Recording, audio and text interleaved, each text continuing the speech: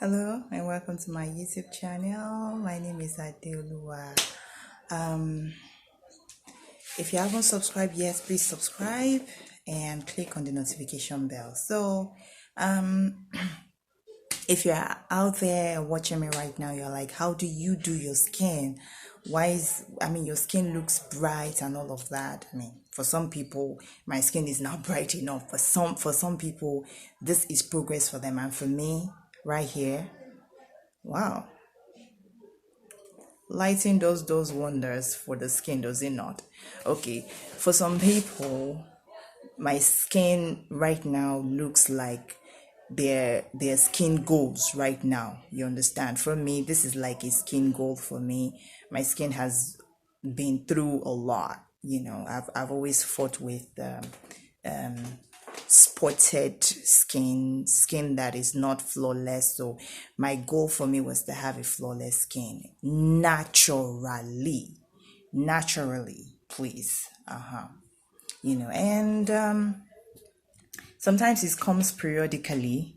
Sometimes for me it comes maybe before my menses, sometimes it comes after my menses, and all of that. But let me just share a few things that people have told me that it works, and I've tried it and it works, and that you can use to keep your skin scar free or spotless. The first thing is that you have to keep your nails off your skin, especially your face. It's very tempting when there is pimples, or when the skin is dry and you're trying to peel off the dry skin layers. It's like the nails become a very handy tool at that point in time to do that, but do not, because if you do, it will make it worse. That's one. And two, you'll be left with scars which is just, I don't know, terrible, right? So keep your nails off your face, you understand?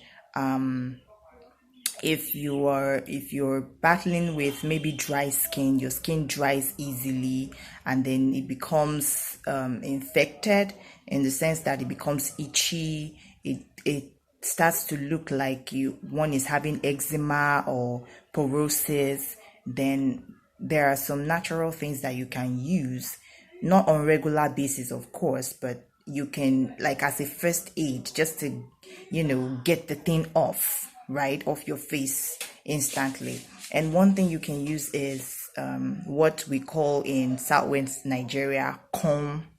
What that means is potash. It's just potash. Potash.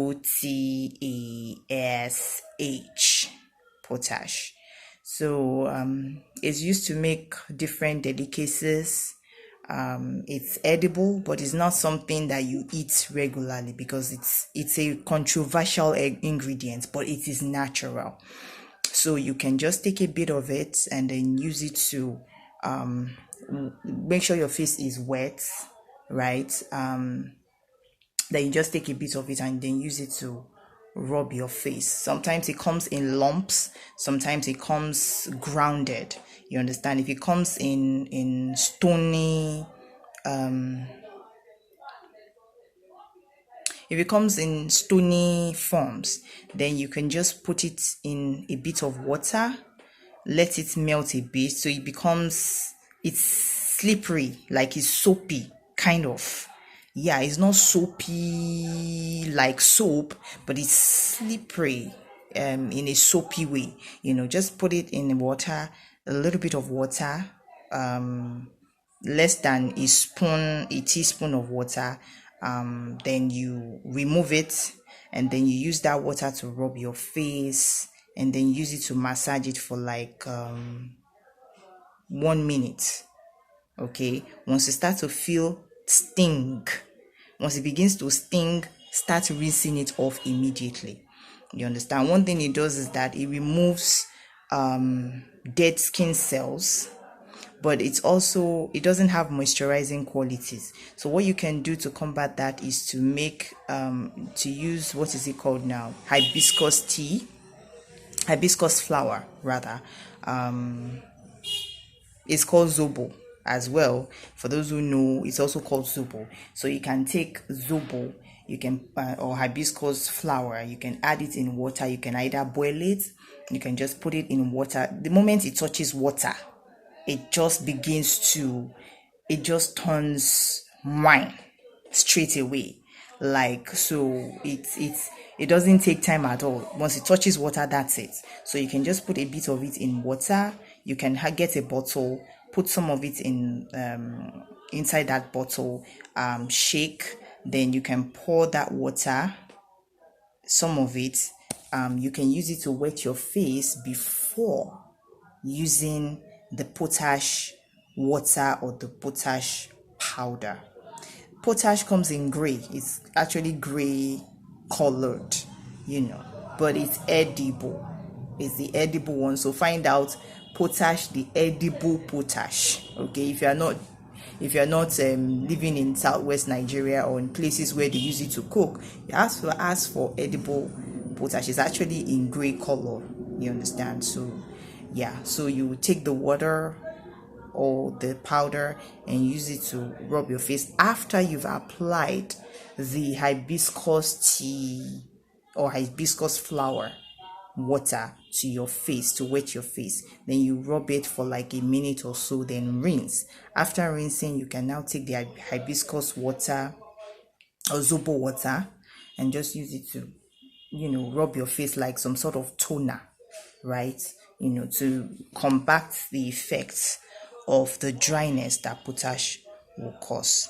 And more so, like I said, is a very controversial natural ingredient. Don't use it to take your bath. Okay, I've tried using it to take my bath because I thought, oh my god, it will remove all the dead skin cells on my skin. Yeah, it did. And then it seems to be extracting calcium too, because I started feeling bone pains as if my bones were exposed. Like I started feeling achy, and I'm like, I didn't understand at first where it came from, but I later realized it was the culprit. So if you're trying to do a whole body shed off dead skin cells bath, then what you need is Epsom salt for that. Epsom salt was for this face too, but if you are like me and you have a tough skin, it's sensitive but it's tough at the same time, then you can use potash just a bit. Don't make it a regular thing, just once in 2 days or 3 days until the problem is solved. And once the problem is solved, you revert back to something like Epsom salt to maintain a moisturized skin, that is free of scaly, dry scales and all sorts. So there are a lot of things I use on my skin, but time. So we'll talk more about this later. Until then, stay safe, stay healthy, stay maxed up, eat healthy, take your vitamin C, and take calcium as well. And shalom.